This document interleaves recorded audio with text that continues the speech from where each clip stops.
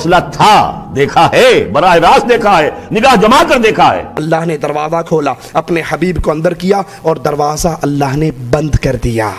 لا حول ولا قوة۔ جلوائے محب اور جلوائے محبوب، جب جلوائے خدا اور جلوائے مصطفیٰ دو کمانوں کی طرح مل گئے تو کعبہ کو سیر ہوا۔ دیکھیں معراج کے موقع پر ملاقات تو ثابت ہے، دیکھنا کوئی ثابت نہیں ہے۔ السلام علیکم، ایک انتہائی اہم ویڈیو کے ساتھ آپ لوگوں کے سامنے حاضر خدمت ہوں۔ علماء کرام کے درمیان یہ بہت ہی زیادہ اختلاف پایا جاتا ہے کہ جب اللہ کے نبی صلی اللہ علیہ وسلم معراج پر گئے تو انہوں نے اللہ تعالیٰ کا دیدار کیا یا نہیں۔ کچھ لوگ کہتے ہیں کہ اللہ کے نبی صلی اللہ علیہ وسلم نے اللہ سے گفتگو کی اور اللہ تعالیٰ ان کے آمنے سامنے تھا، لیکن کچھ علماء کرام کا کہنا یہ ہے کہ اللہ کے نبی صلی اللہ علیہ وسلم کی اور اللہ کی گفتگو تو ہوئی، لیکن نبی کریم صلی اللہ علیہ وسلم نے اللہ تعالیٰ کو نہیں دیکھا۔ تو حقیقت کو جاننے کی کوشش کرتے ہیں۔ سب سے پہلے 3 مشہور علماء کرام کی ویڈیوز دیکھتے ہیں، جن میں ایک شیخ توصیف الرحمن راشدی صاحب ہیں جن کا تعلق اہل حدیث مکتبہ فکر سے ہے، اور دوسرے مولانا طارق جمیل صاحب، تیسرے عالم کا نام ڈاکٹر طاہر القادری ہے جو کہ بریلوی عالم ہے۔ تو چلیں ویڈیو کو سٹارٹ کرتے ہیں۔ قرآن کی کھلی ہوئی آیات، یہ توحید کی کھلی ہوئی باتیں، عقائد ان سے ٹکرا رہے ہیں، لیبل اسلام کا ہے اور اس کے اندر شرک بھر کے دیا جا رہا۔ لیکن عجیب بات، علماء بریلی کی حد تک اکثریت مانتی ہے کہ یہ شرکیہ عقائد کی دعوت دیتے ہیں، ان کا پورا دھندا شرکیہ دعوت پر مبنی ہے، لیکن جب ان کے بھائیوں کی بات آتی ہے علماء دیوبند کی تو اچھے بھلوں کے پاؤں ایک دفعہ لرز جاتے ہیں، کہتے ہیں نہیں یہ بڑے موحد ہیں، یہ ٹھیک ٹھیک کام کرتے ہیں۔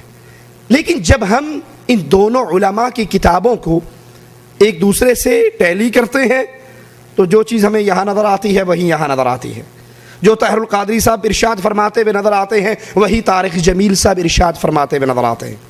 طاہر القادری صاحب بھی کہتے ہیں کہ اللہ کے رسول معراج کی رات چڑھے، سدرۃ المنتہا بھی گزر گیا، عرش سے بھی اوپر چلے گئے، اللہ نے عرش پر پڑے ہوئے 70,000 نور کے پردوں کو بھی ہٹا دیا اور اپنے سامنے بٹھا کر 3 مرتبہ کہا یا حبیبی ادن منی، یا حبیبی ادن منی، یا حبیبی ادن منی۔ نبی اور قریب ہو جاؤ، اور قریب ہو جاؤ، اور قریب ہو جاؤ۔ کہا اس نبی کی پرواز کون پہچان سکتا ہے جس کو اللہ اپنے سامنے بٹھا کر 3 مرتبہ اپنی آپ کو سائنس کی بات بتاتا تھا، یہ خلا اتنی بڑی ہے کہ اگر ایک جہاز چلایا جائے جس کی رفتار 1,88,000 میل فی سیکنڈ ہو اور وہ 1 ارب سال اڑتا رہے تو آسمان کے نیچے کی خلا کو ناپ نہیں سکتا، تو اوپر کتنا ہوگا؟ پھر عرش کے اوپر 70,000 پردے، وہاں سے ادنا تجلی نور کی پڑی تو موسیٰ علیہ السلام کو 40 دن ہوش نہیں آیا، ہر موسیٰ کا ہوش۔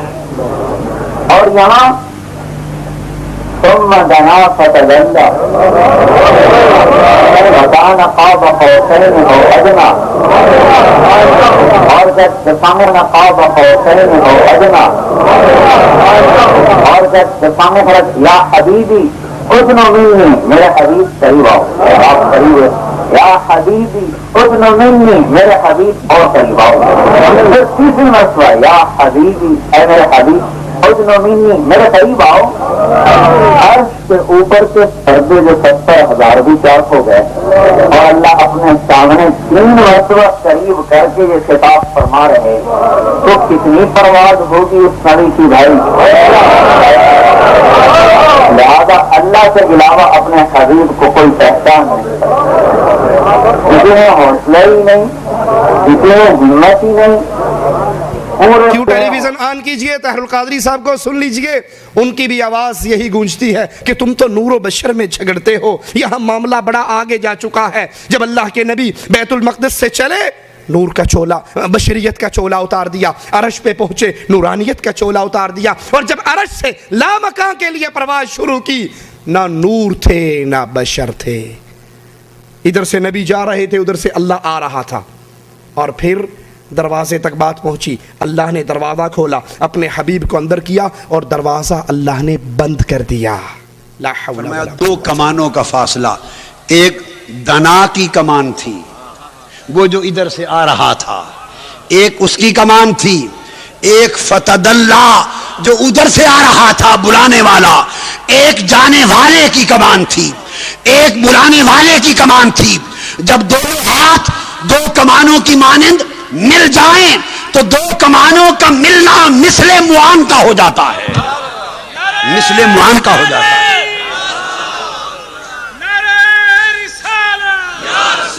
اور یہ مثل معان کا ہو جاتا ہے، اور اس میں بھی تشبیہ و مثال سے پاک تھا وہ قرب۔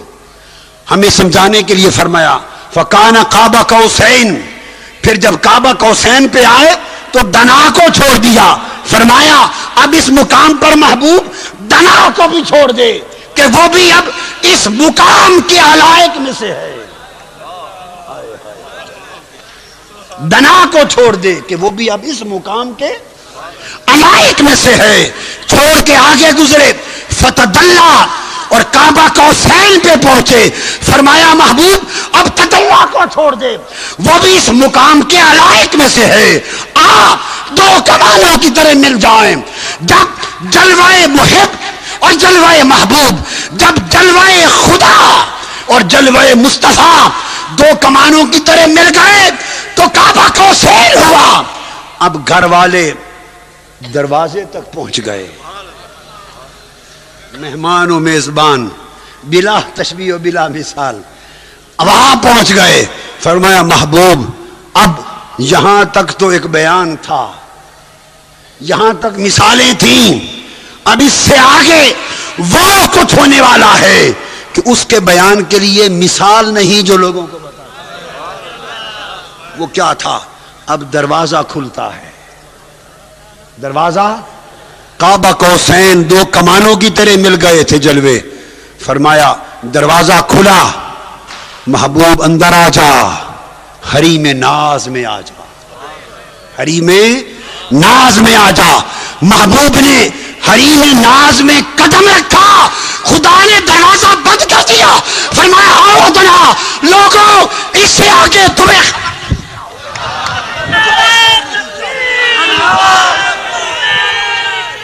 عقائد کی جب بات کی جائے، ان دونوں کی کتابوں کو دیکھا جائے تو شرک کی دعوت سے بھری ہوئی ہے۔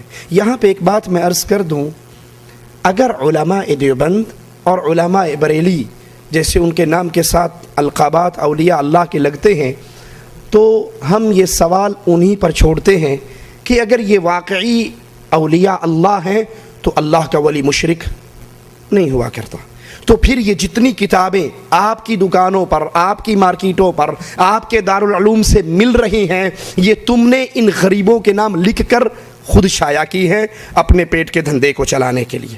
یہ سب علماء اولیاء اللہ تھے اور ان تمام شرکی عقائد سے بری تھے۔ اور اگر تم کہتے ہو نہیں یہ تھانوی صاحب کی ہے، یہ خان صاحب کی ہے، یہ شیخ صاحب کی ہے، یہ زکریا صاحب، یہ انہی نے لکھی ہے، کنفرم ہمیں یقین ہے، تو اللہ کی قسم کھا کر کہتا ہوں کہ شرک ایسا جرم ہے۔ تم تو ان بزرگوں کا نام لیتے ہو، عرش والا اپنے نبیوں کا نام لیتا ہے، وَلَوْ أَشْرَكُوا لَحَبِطَ عَنْهُمْ مَا كَانُوا يَعْمَلُونَ۔ اگر یہ انبیاء شرک کرتے ان کے اعمال بھی برباد کر دیتا، لئن اشرکت لیحبطن عملک۔ اے نبی اگر آپ سے بھی یہ جرم سرزد ہو جاتا میں آپ کے اعمال بھی برباد کر دیتا۔ ان باتوں کو پیش کرنے کا مقصد کسی شخصیت پہ فتویٰ لگانا نہیں، کسی کو جہنمی اور دوزخی کہنا مقصد نہیں، مقصد صرف حق کو بیان کرنا ہے۔ گیند تمہارے کورٹ میں ہے، تمہارے میدان میں ہے۔ اگر یہ اولیاء اللہ ہیں تو یہ کتابیں ان کی طرف جھوٹ کی نسبت کی گئی ہیں، اور اگر یہ کتابیں انہی کی ہیں تو پھر شرک کا عقیدہ رکھنے والا کبھی اللہ کا ولی نہیں ہو سکتا۔ تین بہت بڑے عالم دین آپ کے سامنے اپنا موقف پیش کر چکے ہیں، اب ہم چلتے ہیں مفتی طارق مسعود صاحب کا موقف بھی جان لیتے ہیں جو کہ دیوبندی عالم ہیں، کہ ان کا اس بارے میں کیا موقف ہے۔ قرآن و حدیث سے اس بارے میں کوئی روشنی ملتی ہے کہ معراج کے سفر میں رسول اللہ صلی اللہ علیہ وسلم نے اللہ تعالیٰ کو اپنی آنکھوں سے دیکھا تھا یا نہیں؟ دیکھیں اس پہ دلائل سے تو میں بعد میں کسی وقت ریکارڈ کروا دوں گا پوری تفصیل سے، لیکن اس میں دونوں رائے ہیں علماء کی۔ بعض علماء کہتے ہیں نبی صلی اللہ علیہ وسلم نے اپنی آنکھوں سے دیکھا تھا، بعض کہتے ہیں نہیں دیکھا تھا۔ میری نظر میں جو دوسرے دلائل ہیں وہ زیادہ قوی ہیں، کیونکہ حضرت عائشہ نے بھی نفی کی ہے اس کی. نور انا اراہ، خود آپ سے حدیث سے میں ثابت ہے، نبی صلی اللہ علیہ وسلم فرمائے نور تھا، میں کہاں سے دیکھ سکتا تھا. اور اس دنیا کی آنکھوں سے تو قرآن مجید میں بھی ہے لا تدرکہ الابصار وہو یدرک الابصار، کہ اس دنیا کی آنکھوں سے اس دنیا میں دیکھنا ممکن نہیں ہے. معراج پہ جب آپ صلی اللہ علیہ وسلم گئے وہ تو اسی عالم میں گئے ہیں، عالم خواب میں یا عالم ارواح میں تھوڑی گئے، وہ تو انہی آنکھوں کے ساتھ گئے. بہرحال دوسری طرف بھی دلائل ہیں، لیکن میری رائے میں زیادہ قوی دلائل اس طرف ہیں کہ دیکھنا ثابت نہیں. مفتی طارق مسعود صاحب کا موقف بھی آپ نے جان لیا ہے. اب ایک اور دیوبندی عالم مولانا مکی الحجازی صاحب کا موقف جاننے کی کوشش کرتے ہیں، جو کہ حرم میں بیٹھ کر درس قرآن مجید ارشاد فرماتے ہیں. بہت ہی بڑے عالم دین ہیں، ان کا موقف جان لیتے ہیں. بی بی عائشہ صدیقہ استدلال کرتی تھی کہ جب قرآن کہتا ہے کہ اللہ کو کوئی نہیں دیکھ سکتا تو حضور نے کیسے دیکھ لیا؟